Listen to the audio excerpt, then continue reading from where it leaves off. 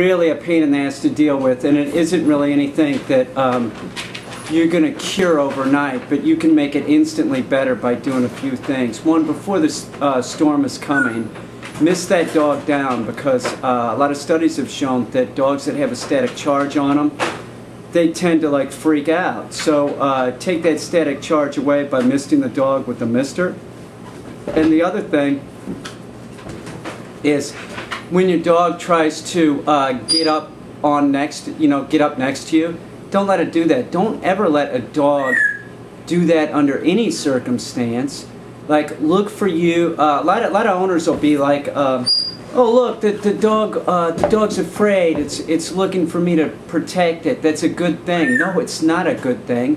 And anytime you see a dog that is freaked out, never console it, right? If your dog, you give your leash to your friend and say, "Here, walk my dog," and the dog doesn't want to go with your friend, make it go with your friend, okay? And don't say that, "No, go ahead, go," in some kind of pleasing tone. You don't do that. You need the dog to do what is proper, and a dog that is freaked out is not acting proper. So it's very important that the dog that is afraid of the thunderstorm, you don't talk to it like, "Oh, don't worry about it, it'll be okay." Don't ever do that. You know, you'd be better off just ignoring the dog, one. And two, if it really is like being neurotic, man, tell it no. Use a correction and tell it no. The best thing to do is put the dog in a crate, okay? That way, it's not going to gain forward motion, and it will tend to calm down quicker. Remember, the crate is the dog's safe place, so use the crate. Now, I had a thunderphobic dog that I adopted, and Taddy, I didn't use a crate, but what I did was a tie down, and I tied the dog down away from me. That's key. You don't tie the dog down right next to you. It's, you know, tough love. Deal with this dog. That's how it is. Now, they do make a few products on the market, and I really don't find that they're useful. One is a thunder shirt, and a thunder shirt is real tight, and kind of like the same principle as they use with autistic children. If you hug the autistic child, it's safe or something, but I've seen several dogs wearing these, and they're still shaking and stuff. Your best bet is to put the dog in the crate, and if the dog is looking for attention, no, don't give it any attention, okay? Do you understand? That doesn't help the dog. Don't get down. This is what I found this is years ago when I had roommates.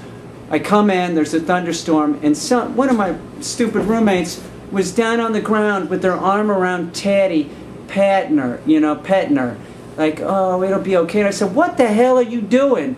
And she said, "Well, she's afraid." And I said, "Yeah, get the fuck away from my dog."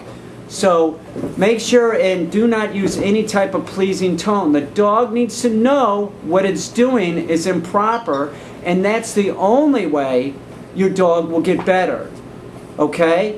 You can give it medication all you want, but medications really don't work that hot.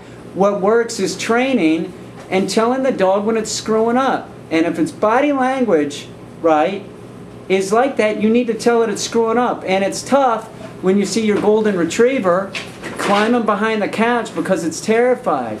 Well, it's not going to get better by you consoling it. So never console the frightened dog. It makes it worse, and you end up with a mess on your hands. Don't ever console your dog if it's ever freaked out about anything. What it is no, sit, and make the dog sit. That way the dog's doing something. I don't have thunderphobic dogs because I work with them at an early age, and everybody heed warning.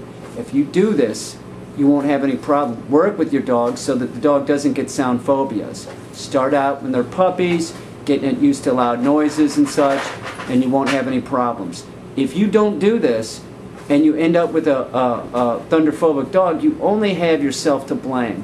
When you have that puppy, and the puppy is at that age where it's very impressionable, you can train your dog not to be afraid of sounds. So take that approach. Take the proactive approach with your dog always. They don't have to be thunderphobic, and if you keep keep being consistent with your dog and crate the dog before you know that the thunderstorm is coming, and miss the dog down. You shouldn't have any problems. It will get better over a period of time. You'll see a difference in 6 months, 1 year, and then 2 years. 2 years, you probably have a dog that is not afraid of the thunder anymore. Never, under any circumstances, if you hear thunder, respond yourself.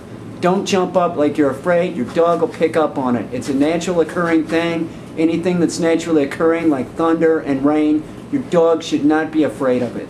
Take your dog out in the rainstorm when it's young so that it gets used to this shit.